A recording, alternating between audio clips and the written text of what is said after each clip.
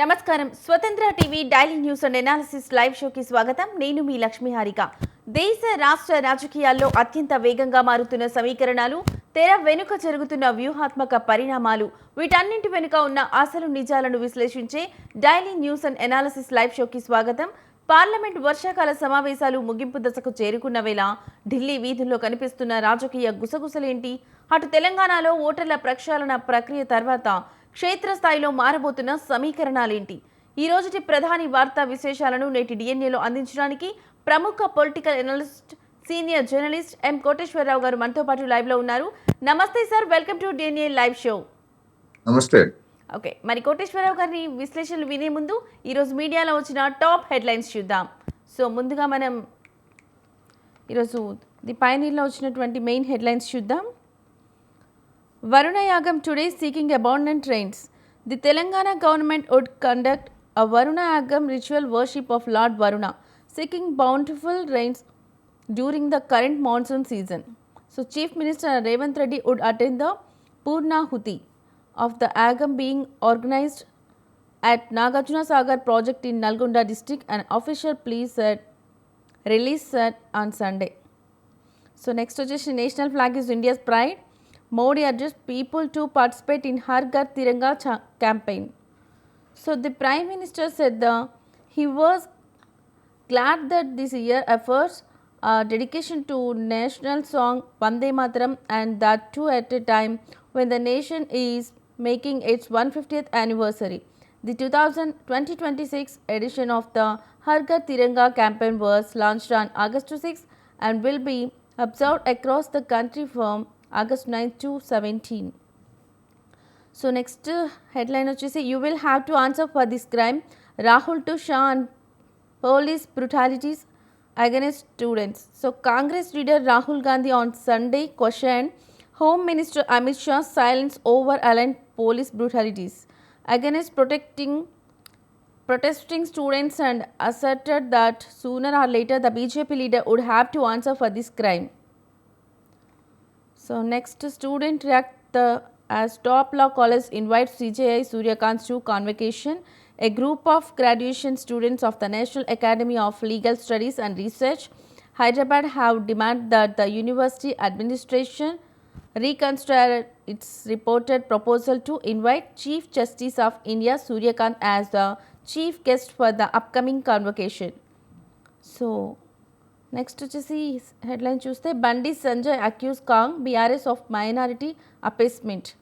So union minister of state for home Bandi Sanjay Kumar on Sunday accused the ruling Congress and the BRS of pursuing minority appeasement policies.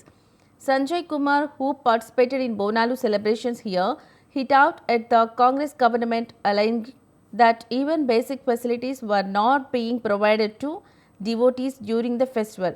Bonalu has been declared a state festival, but where are the funds for its proper celebration, he asked. So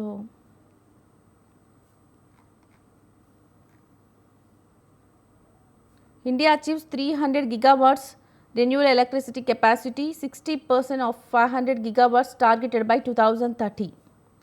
so పైనీలో ఉన్నటువంటి main headlines ఇవి. Next మనం నమస్తే తెలంగాణలో చూసుకున్నట్లయితే, పెద్ది ఆదిలో కేసీఆర్ కంటెతడి, పిల్లలను నక్కున చేర్చుకుని BRS అధినేత భావోద్వేగం, ఉద్యమ సహచరుని తలచుకొని మౌన ముద్రలోకి చంద్రశేఖరరావు, పార్టీ నేతను అనునయించడంతో తేరుకొని తేలిక పడిన జననేత, పెద్ది లేడని దిగులొద్దు పెద్దన్నగా నేనున్నా, శ్రేణులకు కేసీఆర్ భరోసా, అధినేత కేసీఆర్పై వెల్లువెత్తిన అభిమానం, నిర్వాసితుల కాలనీపై బిగ్ బ్రదర్స్ పడగ, షాపింగ్ కాంప్లెక్స్ హోటళ్ల నిర్మాణం కోసం రోడ్డు పక్క ప్లాట్లు కొనేందుకు పెద్ద స్కెచ్, పాలనా వైఫల్యం దారుణాల పర్వం, సజ్జనార్ తీరుపై స్వతంత్ర విచారణ చేపట్టాలి. సో బట్టి భార్యపై కమిషన్ ఆరోపణలు, ఇల్లు కట్టినా బిల్లు రాలే, గృహప్రవేశాలు చేసిన అందని చివరి విడత లక్ష, 6 నెలలుగా ఇందిరమ్మ లబ్ధిదారుల నిరీక్షణ, కేంద్రం దయాదాక్షిణ్యాలపైనే రాష్ట్ర సర్కార్ ఆశలు, బిల్లులు రాక తీవ్ర నైరాస్యంలో లబ్ధిదారులు, తెలంగాణ బిడ్డపై బాబు సర్కార్ నిర్లక్ష్యం, రాజమండ్రిలో హిట్ అండ్ రన్లో గాయపడ్డ మెడికో ప్రియాంక మృతి, 4 జిల్లాలకు అభ్యర్థులకు రిక్త హస్తం. సో ఇవి ఈరోజు నమస్తే తెలంగాణలో ఉన్నటువంటి మెయిన్ హెడ్లైన్స్. నెక్స్ట్ మనం వెలుగులో చూసుకున్నట్లయితే, గల్లీ గల్లీ బోనమెత్తి హైదరాబాద్లో ఘనంగా బోనాల పండుగ. లాల్ దర్వాజా సింహవాహిని మహంకాళి అమ్మవారి ఆలయం వద్ద భక్తుల కిటకిట. సర్ షాక్, రాష్ట్రంలో భారీగా తగ్గరున్న ఓటర్ల సంఖ్య. డిజిటైజేషన్కు రాని ఎన్యూమరేషన్ ఫారాలు 73.95 లక్షలు. సర్కార్ దవాఖానాల్లో ఫ్రీగా ప్రైవేట్ ఎంఆర్ఐ. పేదలకు రూపాయి ఖర్చు లేకుండా పీపీపీ మోడల్లో సర్వీసు. నిజామాబాద్, మహబూబ్ నగర్, ఖమ్మం జీజీహెచ్లలో పైలట్ ప్రాజెక్టుగా ప్రారంభించే యోచన. సో మెషిన్లు కొనుగోలు, సిబ్బంది నిర్వహణ అంతా ప్రైవేట్దే. నెక్స్ట్ ల్యాబ్ అద్దెకు తీసుకుని డ్రగ్స్ తయారీ. యాదాద్రిలో 54 కోట్ల విలువైన మెఫ్రెడిన్ పట్టివేత. అక్కడి నుంచి నాగ్పూర్కు తరలిస్తున్న ముఠా. 4 అరెస్ట్, పరారీలో మరో 4. సో పట్నం పిలుస్తుంది, సిటీలో పెరిగిపోతున్న ఉపాధి అవకాశాలు. చిన్న పరిశ్రమలకు సర్కార్ దన్ను, చీఫ్ గెస్ట్గా సిజేఐ వద్దు. ఓకే, వెలుగులో ఉన్నటువంటి మెయిన్ హెడ్లైన్స్ ఇవి. నెక్స్ట్ మనం ఆంధ్రజ్యోతి చూసుకున్నట్లయితే, చిక్కుముళ్లకు విముక్తి, దశాబ్దాల నాటి భూ సమస్యలకు పరిష్కారం. ఏళ్లు కాదు, దశాబ్దాల కాలం నాటి భూ సమస్యలు చిక్కుముడులు వీడుతున్నాయి. సో ఒక్కొక్కటిగా స్వేచ్ఛ కల్పిస్తున్న ప్రభుత్వం. రైతులు, హక్కుదారులకు పూర్తి హక్కులు. కుప్పం, సెట్టిపల్లి, వట్టి చెరుకూరు బాటలోనే కలిదిండి. నిషేధిత జాబితా నుంచి 2000 ఎకరాల తొలగింపు. అందులో సింహభాగం అసైన్డ్ భూములే. రెవెన్యూ శాఖ వేర్వేరుగా 2 ఉత్తర్వులు జారీ. నెక్స్ట్ హెడ్లైన్ వచ్చేసి, ఆదివాసీ గిరులు అవకాశాల గనులు. గిరిజనుల లబ్ధికారులు కాదు, అభివృద్ధి భాగస్వాములు. నెక్స్ట్ బిల్లులపై ఉత్కంఠ. పార్లమెంట్ సమావేశాలు మరో 4 రోజులే, ఇంకా పెండింగ్లోనే కీలకమైన బిల్లులు. నెక్స్ట్ సామాజిక భద్రతలో ఏపీ బేష్. ఇంటి వద్దే పింఛన్ల పంపిణీ, ఫిర్యాదుల పరిష్కార వ్యవస్థలకు ప్రశంసలు. మమత కారుపై చెప్పులతో దాడి, రాళ్లు, వాటర్ బాటిల్ విసిరిన గుర్తు తెలియని వ్యక్తులు. బందిపోటు రాణి అంటూ నినాదాలు. ఉత్తర 24 పరగనాల్లో జిల్లాల్లో ఘటన. వైద్య విద్యార్థిని ప్రియాంక మృతి. కార్మికుల జీతాలకు ప్రభుత్వ రాయితీ. వస్త్ర పరిశ్రమను ప్రోత్సహించేందుకు కీలక నిర్ణయం. 50 కోట్ల పెట్టుబడితో 1000 ఉద్యోగాలు ఇచ్చే వారికి వర్తింపు. సో పురుషుడికి 3000, మహిళలకు 3500 ప్రభుత్వమే ఇస్తుంది. 5 ఏళ్ల పాటు వర్తించేలా ఏపీ టెక్స్టైల్ పాలసీకి సవరణ. ఈ అసెంబ్లీ సమావేశాల్లోనే BC bill. Srisailam elevated corridor 4 లేన్లుగా, ఒకే పిల్లర్పై 2 ప్రొవిజన్లు, 4 లేన్లు. కొత్త డిపిఆర్ మోట్ నుంచి ఎన్హెచ్ఏఐ వరకు ప్రాజెక్టు బదిలీ. సో రష్యా నుంచి భారత్కు రైలు మార్గం. గాలి కెరటాలలో హుస్సేన్ సాగర్ నుంచి ప్రకాశం బ్యారేజ్ దాకా sea plane. Okay,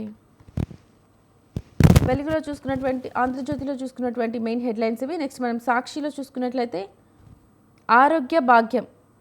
YS Jagan హయాంలోనే ఆరోగ్య భాగ్యం అంటున్నారు. సో ప్రభుత్వ రంగంలో వైద్య సేవలను వైఎస్ జగన్ సమూలంగా సంస్కరించారు. అధికారంలో ఉండగా విప్లవాత్మక నిర్ణయాలు తీసుకున్నారు. 0 వేకెన్సీతో 2 ఏళ్లలోనే సుమారు 50,000 మంది వైద్య సిబ్బందిని నియమించారు. సో నెక్స్ట్, మానవత్వం లేదా, ఈ ప్రభుత్వానికి మానవత్వం లేదా అంటున్నారు. అయ్యా చంద్రబాబు, మీకు జాలి లేదా? సో పవన్ కళ్యాణ్, మీకు మనసు లేదా? అమ్మ అనితమ్మ, నీకు ఆడపిల్లలు లేరా? లోకేష్, కనీస స్పందన లేదేంటయ్యా? 3 సార్లు కారుతో ఢీకొట్టి తలపై కారెక్కిస్తే ఇదేనా మీ స్పందన? రాష్ట్రంలో ప్రజాస్వామ్యం ఉందా? రాజకీయ ఒత్తిళ్లతో కేసును తారుమారు చేయొద్దు. పీజీ మెడికో ప్రియాంక తండ్రి చెప్తున్నారు ఈ మాటలు. సో వ్యవస్థలో నిర్వీర్యం, ప్రియాంక కేసే నిదర్శనం. సీసీ కెమెరాల్లో దృశ్యాలు స్పష్టంగా ఉన్నా పోలీసుల నిర్లక్ష్యం. యాక్సిడెంట్గా చూపి నిందితులను తప్పించేందుకు ప్రయత్నం. నెక్స్ట్, అంతులేని అరాచకం. భారతీ సిమెంట్స్లో నిలిచిన ఉత్పత్తి, 2 యూనిట్లు మూత. పోలీస్ స్టేషన్ అడ్డాగా దామచెల్ల దౌర్జన్యాలు. డిఎస్సీ అక్రమాలపై ఉద్యమం మరింత ఉధృతం. సో నేడు రాష్ట్ర వ్యాప్తంగా అన్ని నియోజకవర్గాల్లో, కేంద్రాల్లో వైఎస్ఆర్సీపీ భారీ ర్యాలీలు. ఓకే, నెక్స్ట్ వచ్చేసి, ప్రతిష్టాంబనకు తెరపడేనా, అర్ధనగ్నంగా డోలీ మూత. తమ సమస్యలు పరిష్కరించాలంటూ నిరసన. సో సాక్షిలో ఉన్నటువంటి మెయిన్ హెడ్లైన్స్ ఇవి. నెక్స్ట్ మనం దిశకు వెళ్ళిపోదాం. దిశలో ఉన్నటువంటి మెయిన్ హెడ్లైన్స్, కోటొక్క మొక్కులు. కన్నుల పండుగగా లాల్ దర్వాజా జాతర. మా రూటే సపరేటు. ఒకప్పుడు యువత పని, భక్తి, మతం, సంప్రదాయాలు, బంధాలు, ఉద్యోగాలు వంటి ప్రతి విషయాన్ని కూడా పెద్దల నుంచే వారసత్వంగా స్వీకరించి అనుసరించేది. కానీ నేటి జెన్జీ అందుకు పూర్తిగా భిన్నంగా ఆలోచిస్తుంది. 74 లక్షల ఓట్లు అవుట్. నేటితో ముగియనున్న ఎస్ఐఆర్ఏ ఫారాల సమర్పణ గడువు. సిఎస్పై ఆరా, నెల రోజుల పనితీరు ఎలా ఉంది? రోడ్డుపైనే 200 గంటలు, ట్రాఫిక్లోనే సగటు హైదరాబాదీ జీవితం. ఇది వాస్తవం. సో వాహనాల రద్దీకి తగ్గట్టుగా పెరగని రోడ్లు, బండి నడిపే వారికి నడుము నొప్పులు. ట్రాఫిక్ ఇండెక్స్ సర్వేలో విస్తుపోయే నిజాలు. హిట్ లేని హిల్ట్. ఆసక్తి చూపని పారిశ్రామికవేత్తలు. సో దిశలో ఉన్నటువంటి మెయిన్ హెడ్లైన్స్ ఇవి. సో ముందుగా మనం డైలీలో ఒక టాపిక్ చూద్దాం. ముగింపు దశకు పార్లమెంటు వర్షాకాల సమావేశాల సమరం. సో మరో 4 రోజుల్లో ముగియనున్న పార్లమెంటు వర్షాకాల సమావేశాలు విపక్షాల నిరసనల మధ్య వాయిస్ ఓటింగ్లతో కీలక బిల్లులను ఆమోదించుకుంటున్న కేంద్రం. నేడు సభ ముందుకు రానున్న అత్యంత కీలకమైన ఎఫ్సిఆర్ఏ సవరణ బిల్లు అధికార ప్రతిపక్షాల మధ్య ఊపందుకున్న విప్ రాజకీయాలు. సో కోటేశ్వరరావు గారు, ఇప్పుడు మీరు చెప్పండి. సో ప్రతిపక్షాలు నీట్ పేపర్ లీక్, అయోధ్య ఆరోపణలపై పట్టుబడుతుండగా ప్రభుత్వం మాత్రం వారు కావాలని రాజకీయం చేస్తున్నారని అంటుంది. సో ఈ 15 రోజుల్లో లోక్సభ కేవలం 15 గంటలు మాత్రమే పనిచేయడానికి అసలు కారణం ఎవరి వైఫల్యం అనుకోవచ్చు? సభ స్తంభన బాధ్యత ఎవరిదంటారు? మన చట్టసభలు ఏ విధంగా పనిచేస్తున్నాయో ఈ తీర్పులు స్పష్టం చేస్తున్నాయి. అంటే సగటున రోజుకి 1 గంట లేదా గంటంబావు చొప్పున ఇప్పటి వరకు పనిచేసాయి. ఈ విధంగా పనిచేసేట్లయితే అందుకు అవసరమయ్యేటువంటి కోట్లాది రూపాయల ఖర్చుని జనం ఎందుకు భరించాలి అనేటువంటి ప్రశ్న సహజంగానే వస్తుంది. రెండోది, ఇలాంటి చట్టసభల కోసం మనం ప్రతినిధులను ఎన్నుకున్నది అనేటువంటి ప్రశ్న కూడా ఓటర్లలో లేదా పౌరుల్లో కలుగుతుంది. ఆ విధంగా ఆలోచించాలని కూడా నేను ఈ సందర్భంగా చెప్పదలుచుకున్నాను. మరి ఈ విధమైనటువంటి పనితీరుకు ఎవరు బాధ్యులు అనేటువంటి దానికి చూస్తే ప్రధానంగా కేంద్ర ప్రభుత్వాన్ని లేదా అధికార కూటమిదే బాధ్యత అని చెప్పక తప్పదు. ఎందుకని? ఈ జన్జీ నీట్ పరీక్షల గురించి ఆందోళన చేస్తున్నది వాళ్ళు ఆందోళన చేస్తామని ముందే ప్రకటించారు. అదేవిధంగా నీట్, రామాలయ విరాళాలు, ఇతర ముఖ్యమైనటువంటి అనేక అంశాల మీద మేము ప్రభుత్వాన్ని నిలదీస్తామని ప్రతిపక్షాలు కూడా ముందే ప్రకటించాయి. ఆ విధంగా ముందుగానే హెచ్చరికలు చేసినప్పుడు లేదా ముందుగానే ప్రకటనలు చేసినప్పుడు అధికార పక్షం దానికి సిద్ధపడి ప్రతిపక్షాలను ఎలా ఎదుర్కోవాలో లేకపోతే ప్రజా ఉద్యమాలను ఎలా ఎదుర్కోవాలో ముందస్తుగానే ఆలోచించాలి. కానీ అటువంటిది ఏమీ లేకుండా జన్జీ ఉద్యమాన్ని తీవ్రమైనటువంటి తక్కువ అంచనా వేసి లేదా నిర్లక్ష్యం చేసి పార్లమెంటు ముందు జరిగినటువంటి ప్రదర్శన సందర్భంగా చేసినటువంటి అమానుషమైనటువంటి దాడులు, వాటి గురించి మనం మళ్ళా చెప్పుకోకర్లేదు. ఆ కారణంగానే పార్లమెంటు స్తంభించేది. మరి దాని మీద ఆ తర్వాత జరిగినటువంటి పరిణామాలు ఇవన్నీ చూసినప్పుడు ప్రధానమంత్రి నరేంద్ర మోడీ గారు, అదే విధంగా హోంమంత్రి అమిత్ షా విద్యార్థులు లేకపోతే యువజనుల మీద పార్లమెంట్ మార్చి సందర్భంగా జరిపినటువంటి పోలీసుల దాడికి, దమనకాండకు ఎవరు అనుమతించారు, అమిత్ షా గారు దాని మీద ఏం చెప్తారు అనేటువంటి దాని మీద గత కొద్ది రోజులుగా ప్రతిపక్షాలు డిమాండ్ చేస్తూనే ఉన్నాయి. కానీ అమిత్ షా గారు సభకు రారు, ప్రధానమంత్రి గారు సభకు రారు. మనం చూసాం గతంలో పార్లమెంట్ అంటే దేవాలయం అంటూ ఆ పార్లమెంటు మెట్ల ముందు మొక్కినటువంటి ప్రధానమంత్రి గారు మరి ఆ దేవాలయానికి రావడానికి ఆయన కానీ లేకపోతే అమిత్ షా గారు కానీ ఎందుకు భయపడుతున్నారు అనేటువంటిది ఇక్కడ ప్రధానమైనటువంటి సమస్య. వారు సభా నాయకులు, ప్రధానమంత్రి అంటే సభా నాయకుడు సభకు వచ్చి సభ్యుల యొక్క పార్టీల యొక్క అభిప్రాయాలన్నింటినీ వినడంతో పాటు వాటన్నిటినీ సందేహాలను నివృత్తి చేయాల్సినటువంటి నాయకుడే సభకు రాకపోతే మిగిలినటువంటి గణాలు ఏ విధమైనటువంటి ప్రవర్తనతో ఉంటాయి, ఏ విధమైనటువంటి జవాబుదారీతనం ఉంటాయి. అందుకనే సమస్య. అందుకనే ఇప్పుడు ఆమోదించినటువంటి బిల్లులు మూజువాణి ఓటుతోటి ఆమోదించినటువంటి బిల్లులతోటి ప్రతిపక్షాలకు ఎలాంటి పంచాయతీ లేదు.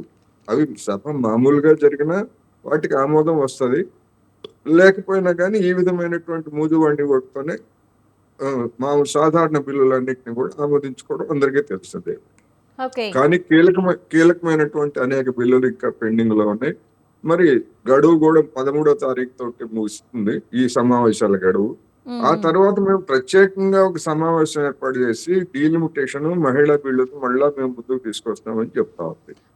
గతంలో చేసినటువంటి పొరపాటునే ఇప్పుడు కూడా మళ్ళా ప్రభుత్వం చేయడానికి సిద్ధపడుతున్నట్టుగా మనకి కనిపిస్తా ఉంది.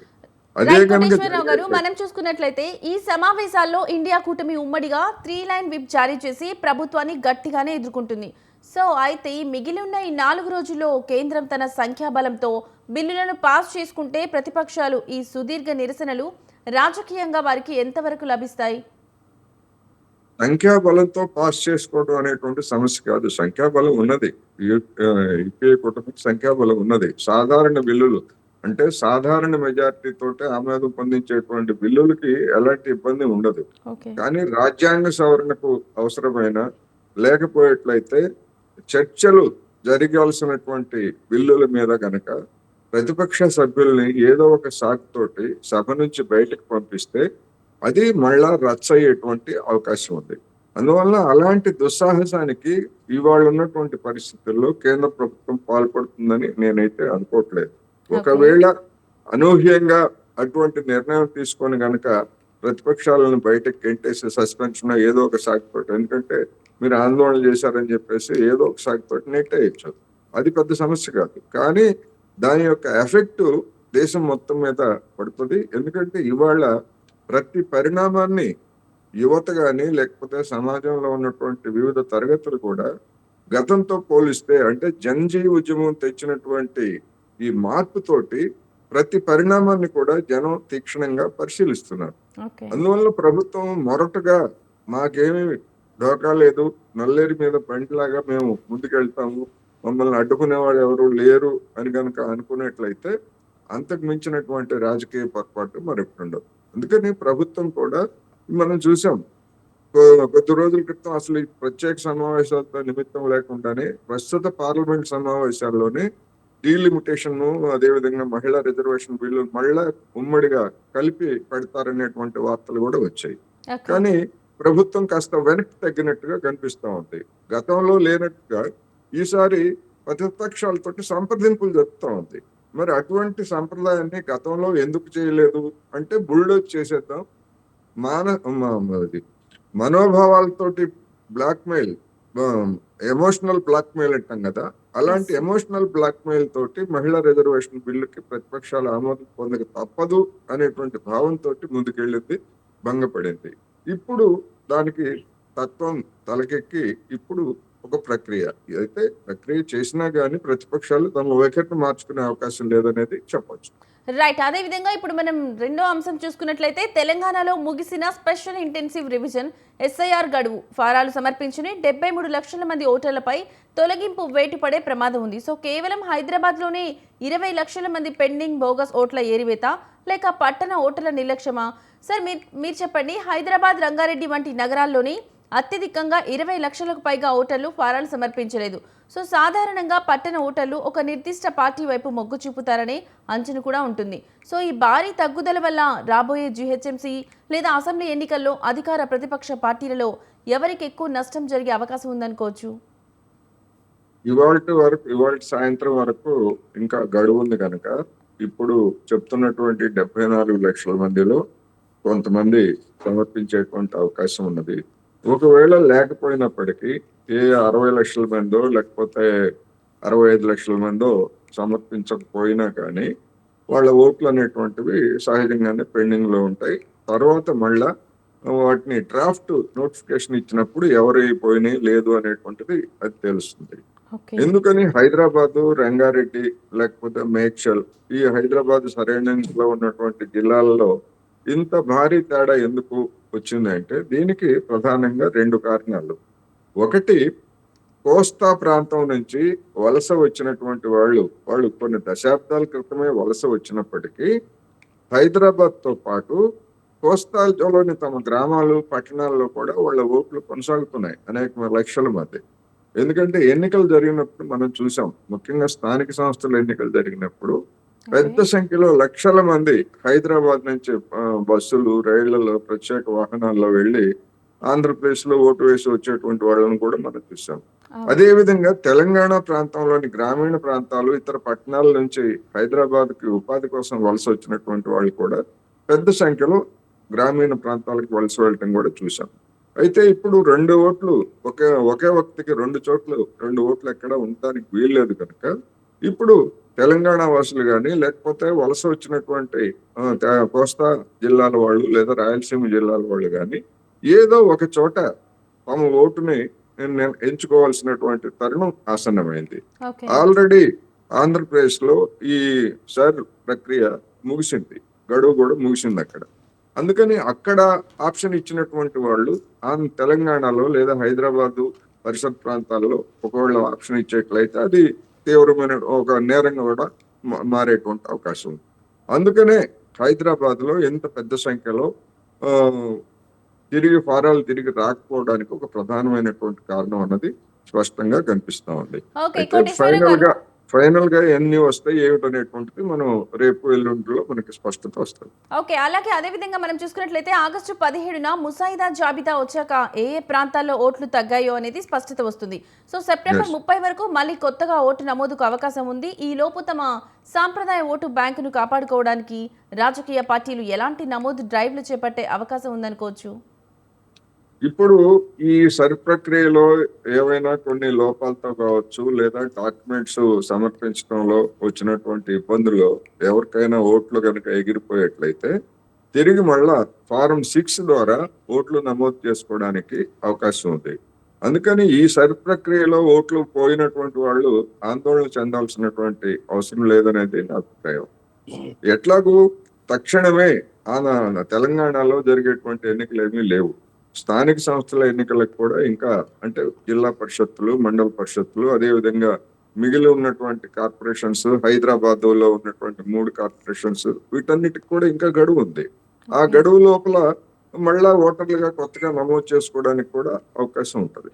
అందుకని ఫారం 6 అనేటువంటిది తరువాత దశలో వివిధ పార్టీలు తమ యొక్క మద్దతుదారులు ఏమన్నా ఓట్లు గల్లంతయ్యాయా, ఒకవేళ గల్లంతయ్యేట్లయితే ఆయా పార్టీలు చొరవ తీసుకొని తమ మద్దతుదారులతో ఫారం 6ని సమర్పించి తిరిగి ఓటర్లుగా చేర్పించేటువంటి అవకాశం కూడా ఉన్నది. అందువలన ఈ ఈ ప్రక్రియ ముగిసిన తర్వాత బహుశా నేను అనుకోవటం రాజకీయ పార్టీలు వాటి మీద కేంద్రీకరించేటువంటి అవకాశం ఉంది. ఎవరి ఓట్లు గల్లంతయ్యాయి, ఎవరి ఓట్లు పెండింగ్ లో ఉన్నాయి అనేటువంటివన్నీ చూసుకున్న తర్వాత తిరిగి అన్ని రాజకీయ పార్టీలు కూడా మళ్ళా ఒకసారి ఇప్పుడు నిజానికి ఈ బిఎల్ఏలు ఉన్నప్పటికీ, బూత్ లెవెల్ అసిస్టెంట్స్ పార్టీల వారీగా ఉన్నప్పటికీ వాళ్ళు పెద్దగా సహకరించినటువంటిది ఏం లేదు. ఉదాహరణకు మేము ఉండేటువంటి అపార్ట్మెంట్ ప్రాంతాల్లోకి ఒక బిఎల్ఓ వచ్చారు తప్ప బిఎల్ఏలు ఏ పార్టీకి చెందినటువంటి వాళ్ళు కూడా రాలేదు.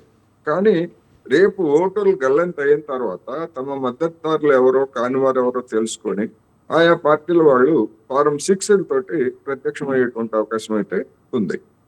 ఓకే. సరే, అదేవిధంగా మనం చూసుకున్నట్లయితే ఆంధ్రప్రదేశ్ రాజమండ్రిలో మెడికల్ పీజీ విద్యార్థి డాక్టర్ ప్రియాంక మృతికి సంబంధించి ఈ ఘటన జరిగిన ప్రారంభంలో పోలీసులు దీనిని సాధారణ రోడ్డు ప్రమాదంగానే చూపించారు.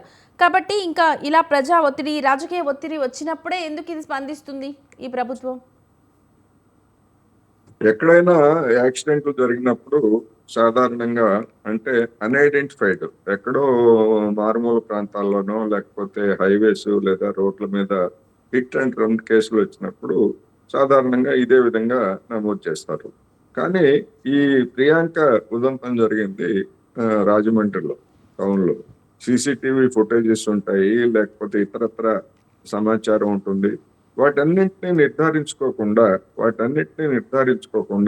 పోలీసులు చాలా క్యాజువల్ గా సాధారణమైనటువంటి కేసుగా తీసుకొని నమోదు చేయటం అనేటువంటిది నిజంగా పోలీసు యొక్క బాధ్యతారహిత వైఖరి అనేటువంటిది స్పష్టం. లేదు, నమోదు చేయబోయే ముందు ఒక కాషన్, ఒక మీడియాలో మీడియా సభ్యులకి ఒక ప్రకటన, ఇప్పుడు మేము ప్రాథమికంగా ఒక కేసుని నమోదు చేస్తున్నాము, సీసీటీవీ ఫుటేజెస్ లేదా ఇతరత్ర సాక్ష్యాలను చూసిన తర్వాత మళ్ళీ మేము సెక్షన్స్ మార్చేటువంటి అవకాశం ఉంది అనేటువంటి ఒక క్యాషన్ కనుక ఇచ్చి ఉంటే ఈ విధమైనటువంటి వివాదం తలెత్తుండేది కాదు. కానీ పోలీసులు బాధ్యతారహితమైనటువంటి వైఖరితోటి మా పట్టణంలో జరిగినటువంటిది సీసీటీవీ ఫుటేజెస్ ఉంటాయి, వాటన్నింటినీ నిర్ధారించుకోకుండా తర్వాత నిందితులు ఎవరు, ఎందుకు చేశారు, ఏమిటి అనేటువంటిది తర్వాత విషయం.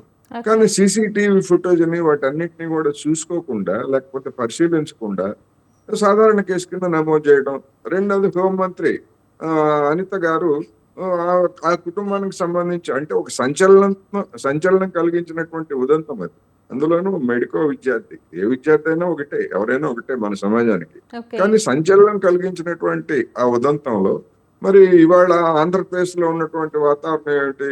ఎవరికైనా ఏదైనా జరిగితే సానుభూతి యాత్రలు, పరామర్శలు ఇవన్నీ కూడా ప్రధానంగా చోటు చేసుకుంటున్నటువంటి తరుణంలో మరి హోంమంత్రి అనిత గారు ఇప్పుడు అంటే ఆమె చనిపోయిన తర్వాత తల్లిదండ్రులకు ఫోన్‌లో పరామర్శించినట్టుగానే ముందే ఆ పని చేసుండొచ్చు కదా! అనేటువంటిది ఒక సెంటిమెంటు. అది ఓకే. వాస్తవం కూడా. అదేం తప్పేం గాదు. లేకపోతే అంత పని తీరిక లేనటువంటి పరిస్థితుల్లో ఏమి అక్కడ మంత్రులు లేకపోతే ఇంకోళ్ళు ఎవరు లేరు. అందుకని ఆమె వైపు నుంచి ఆ విధమైనటువంటి వాతావరణం ఉన్నది. రెండోది రైట్. పోలీసులు నిర్లక్ష్యం. అయితే రైట్. వైసీపీ దీన్ని శాంతి భద్రతల సమస్యగా చిత్రించింది. అదైతే సరైనటువంటి వైఖరి కాదు. ఒక యాక్సిడెంట్ మీద సరైనటువంటి కేసు నమోదు చేయకపోవడం దాన్ని విమర్శించొచ్చు. కానీ ఇది శాంతి భద్రతల వైఫల్యము అనే పద్ధతుల్లో విమర్శిస్తే ఓకే. దానికి అర్థం ఉండదనేది మాత్రం నేను స్పష్టంగా చెప్పదలుచుకున్నాను. రైట్ కోటేశ్వరరావు గారు, ఈ రోజు ఉన్నటువంటి ప్రధాన అంశాలకు సంబంధించి మీరు మాకు చక్కటి విశ్లేషణ అందించినందుకు ధన్యవాదాలు సార్. సో ఇది ఈనాటి daily news and analysis live show. నిరంతరం న్యూస్ అప్డేట్స్ కోసం చూస్తూనే ఉండండి స్వతంత్ర టీవీ.